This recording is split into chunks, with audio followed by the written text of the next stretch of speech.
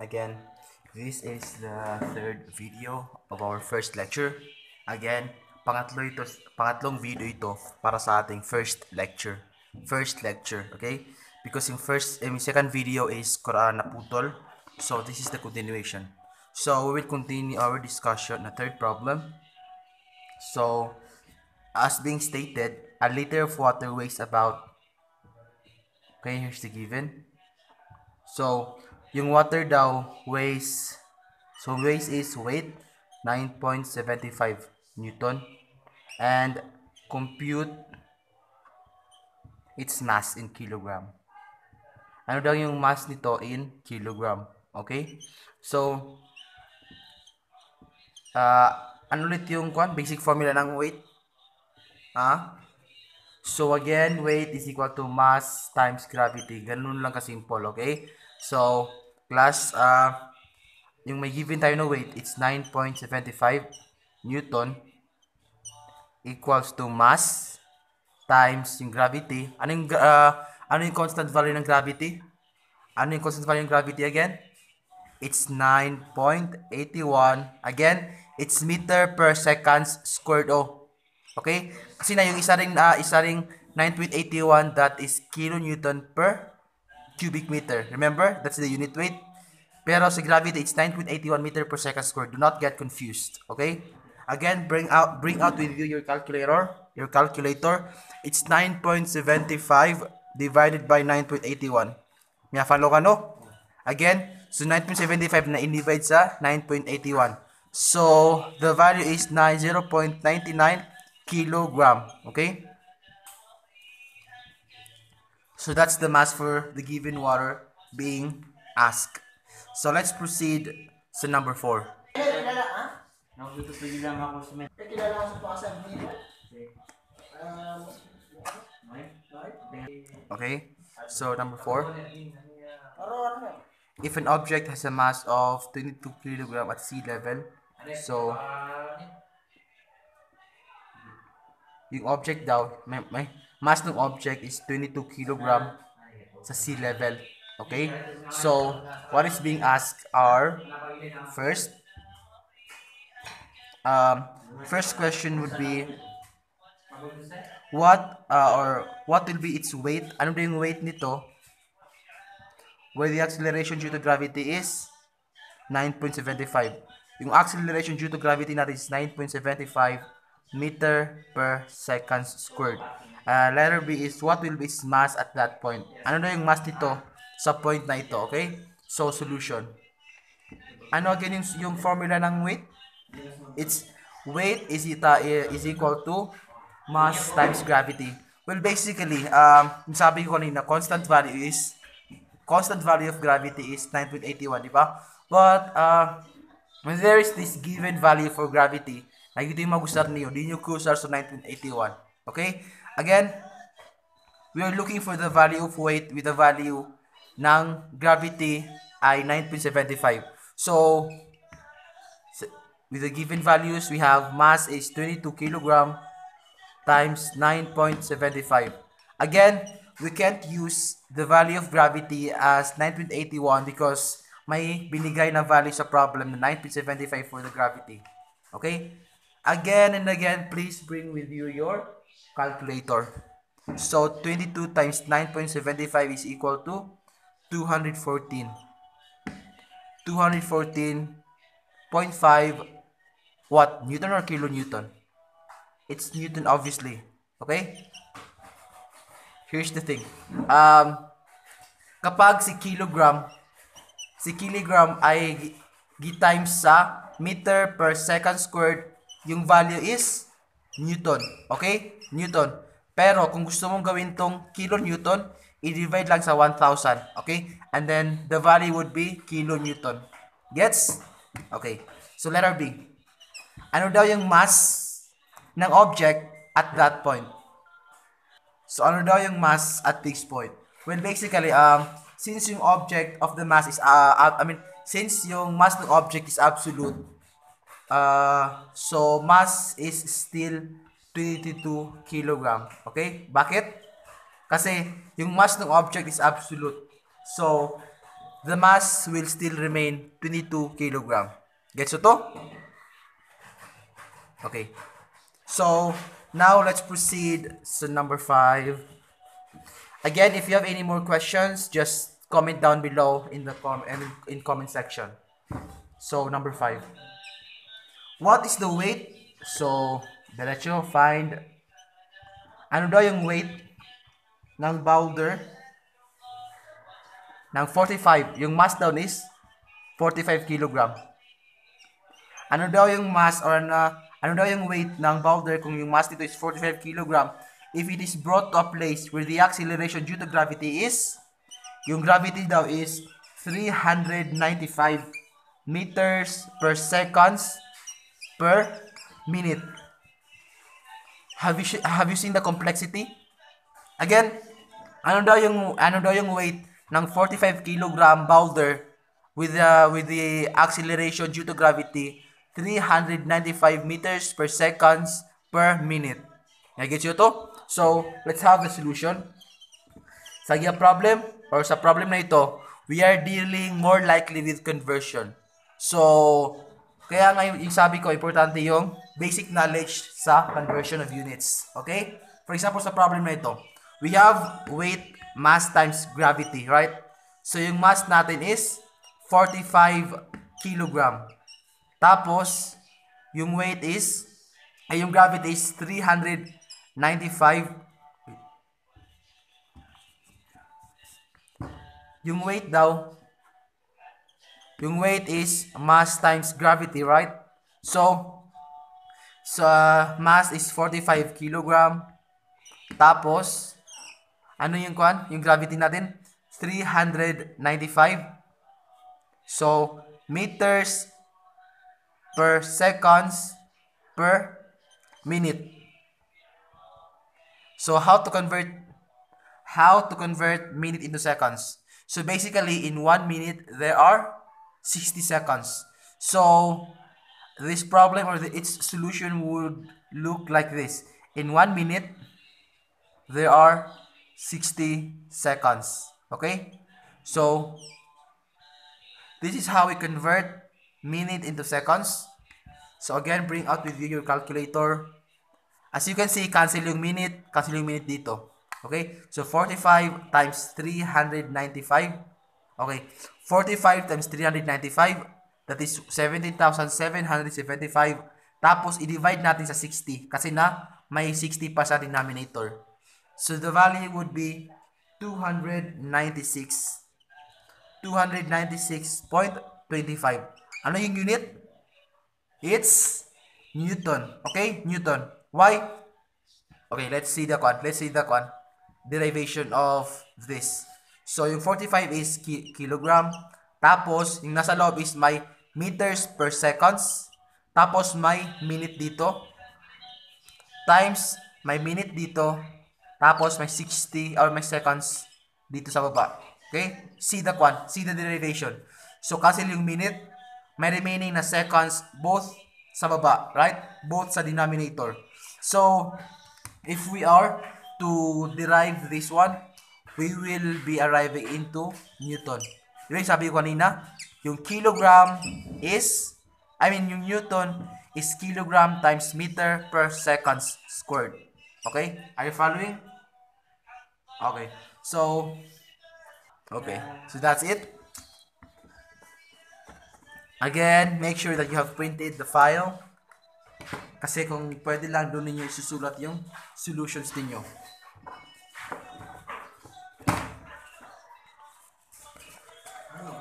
Number 6. If the specific volume, kung yung specific volume daw ng certain gas is 0.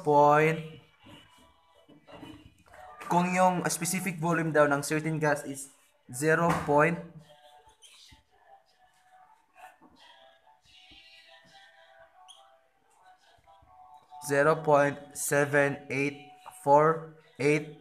kilogram per cubic meter, ano daw yung specific weight? So what is being asked is the specific weight. So yung hinahanap natin sa problem ito is ano yung specific weight. Okay? So, ano again yung formula ng specific volume? Again, specific volume is the total opposite of density. Bakit?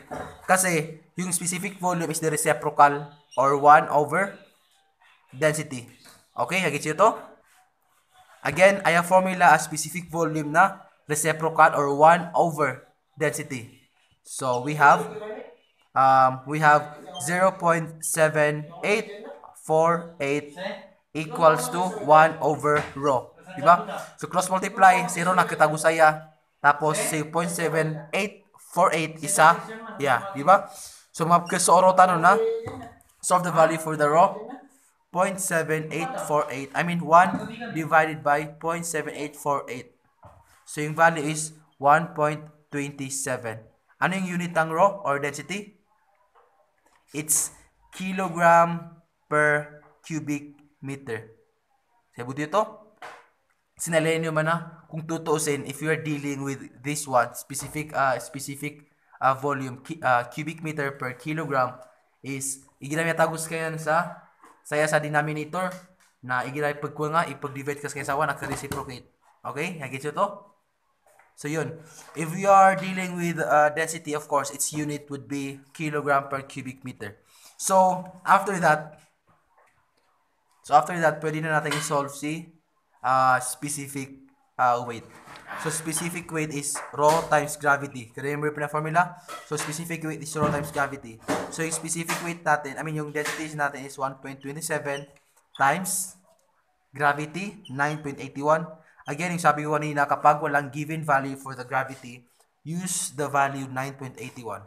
So, specific weight is 1.27 times 9.81. So, we have 12.46 kilonewton per cubic meter. Okay. So, that's it.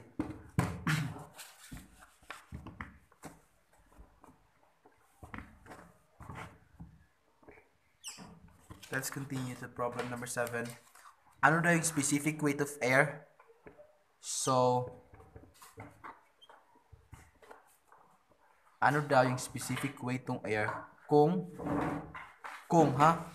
yung pressure natin is 480 kilopascal at saka yung absolute pressure tanong sa'yo, absolute.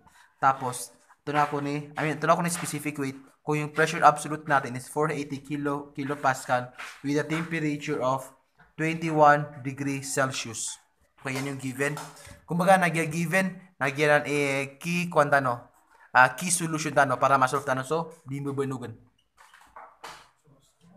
So we'll have this solution. Ano yung formula ng Formula ng specific weight? Specific weight is equal to rho times gravity. Of course, may value tayo ng gravity. Pero yung tanong, ano value o density tanong da? Diba da? So, we'll look for some possibility kung paano natin masosolve yung density using the given values. Okay? So, basically, di ba sa gas, sa Pitiragan, kapag ideal gas law, yung value or yung formula ng density natin is pressure over RT. Gas constant times the temperature. Okay? So, what's pressure? What's the value for pressure? So, pressure is 480 times, di ba? Kilopascal ayaw. Tapos, pero sa during, just a heads up, whenever we want to solve for the density, as much as we can, yung gagamitin nating pressure is in terms of Pascal. So, how do we convert kilopascal into Pascal? So, obviously, si 480 na, ipag-times tanong sa 1,000 para mulis ka na Pascal. Siya buto to? So, 480 times 1,000 is 480 so 480 times 1,000 is equal to 480,000. Okay? So, this time, it's in Pascal. Ito na yung value R. So, R, remember, so sa handouts, ilan sa handouts yung value R na 287 joule per kilogram times degree Kelvin. Degree Kelvin, remember? So, since so temperature tano na degree Celsius, now we still have to convert this one into degree Kelvin. So, how do we do that? So, basically, if we want to convert this one into degree Kelvin, we just have to add 21 degrees Celsius plus 273 is equal to, para ma-convert sa Kelvin. So, 21 plus 273 is 294. 294 degree Kelvin. Miya ako na to, miya follow ka no? Kinuha yung 294 ka para ma-convert si degree Celsius sa Kelvin. Kasi na in problem solving, see dito sa engineering or kahit anong mathematical problems pa yan, we have to what is this? We must have to make our units consistent all throughout the solution. So this time, since we are dealing with the gas constant na Kelvin, kailangan Kelvin din yung temperature natin. So 480,000 Pascal divided by 287, yung 287 is Joule per kilogram degree Kelvin, di ba? Ginas ka na yan. Sa temperature man na, it's 294 degree Kelvin. Yan, follow ano? Okay. If not, just refer to your notes for you to follow what I am referring in this discussion. So, calculator for 80,000 divided by 287 times 294.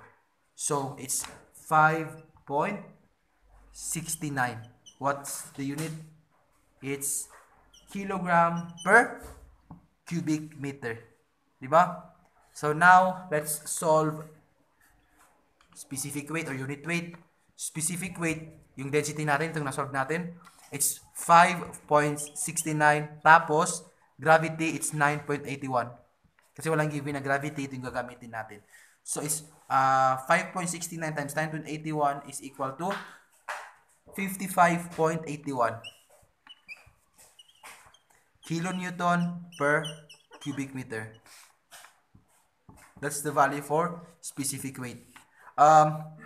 Again, as much as you can, familiarize the units because that makes solving the problem easier.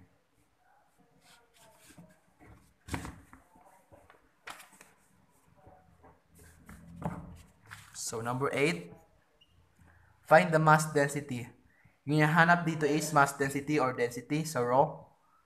Hanapin na yung mass density of helium at a temperature of 4 degrees Celsius. Ano na yung density ng helium kapag nasa temperature na 4 degrees Celsius at kapag yung pressure gauge pressure is 184 kilopascal. Tapos, yung atmospheric pressure is 101.92 kilopascal. So, as you can see, yung previous problem, yung number 7, yung given na what is this? Yung given na pressure is absolute. This time, may dalawang given tayo na pressure. Yung gauge pressure at yung atmospheric pressure. So, let's see how to solve this one. So, may binigay na gas constant. 2,079 joule per kilogram times degree Kelvin. Okay. I think hindi magkasya yung solution natin. Let's go na lang. Again, yung given is given our temperature kay 4 degrees Celsius. Tapos may given na gas constant na 2079 joule per kilogram times degree Kelvin. Tapos may given tayo na gauge pressure which is equal to 184 kilopascal. Tapos may atmospheric pressure na atmospheric pressure na 101.92 kilopascal. So again, as you can see, we have these two given pressures. So gauge pressure equals atmospheric pressure. When solving a fluid mechanic problem, as much as we can, we have to make our pressure absolute. Okay? So how do you think or how do you expect to make our pressure absolute? Well, look at this example or my solution. First things first, ano ba yung formula ng density kapag sa ideal gas law? Di ba yung density natin kanina is yung sabi ko yung pressure over R times T. Di ba? This one should be absolute. Nagigits ito? So, how do you make the absolute value for pressure by using the given values of gauge pressure at saka atmospheric pressure? Again, sa fluid mechanics, kapag nagsosolve tayo ng problem, kailangan yung pressure natin is absolute. So, para gawing absolute yung pressure, yung ginagawa natin is absolute is equal to gauge pressure plus atmospheric pressure. Follow nyo to? This is how we convert, this is how we make our pressure absolute.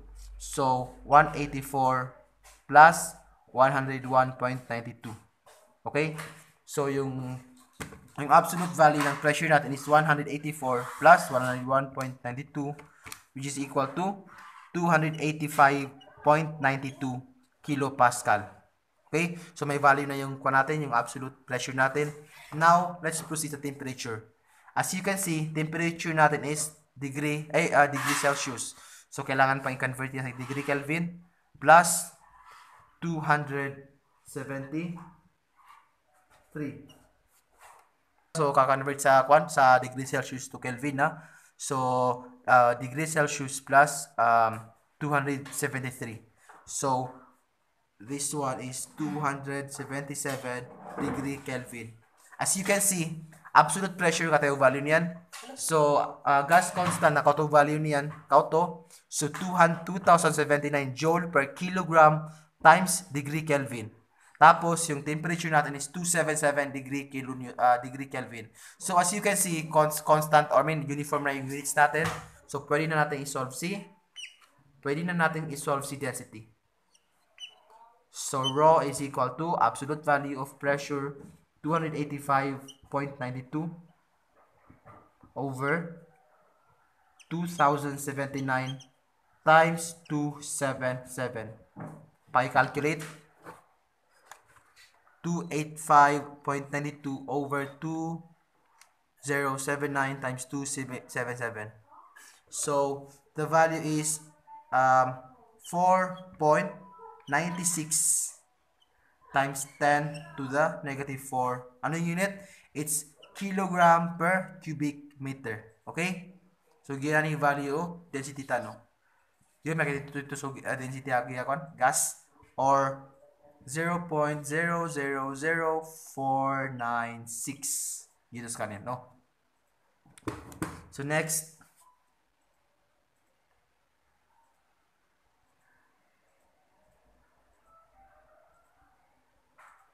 Okay.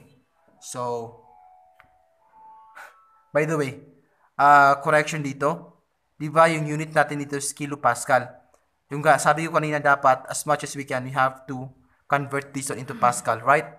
So, this one is 285.92 times 1,000. It's 285,920 Pascal. Yung kanina to? Pascal, oh. So, this one is 220 Pascal. So, ipaki-recalculate 285,920 over 2079 times 277. So, yung value natin is 0.496 kilogram per cubic meter. Okay? Pag-take note lang, dapat ito ay Pascal. Okay? Pascal. So, 285,920 divided by 2079 times 277. So, the value is 0.496 kilogram per cubic meter. So, now let's proceed to number 9.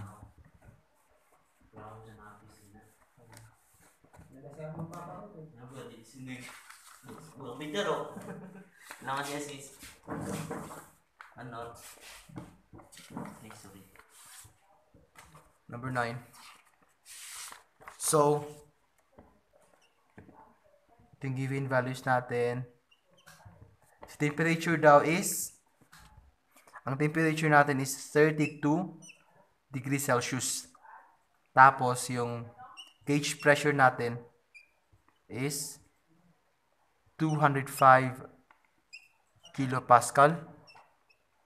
And then, yung specific weight daw ng certain gas na yon is 13.7 Newton per cubic meter. So, ano daw yung gas constant? Okay? So, hinahanap natin dito is yung gas constant. Gas constant R. Okay? So, again, let's move on with lots of formulas. Okay? So, may given na kuan tayo. First, how to find the kuan R? Diba sa ideal gas law, density is equal to P over RT. Diba? But then, wala tayong density. Wala tayong density. Ito yung hinahanap, yung gas constant. Pero wala tayong density. But to solve for the density, diba?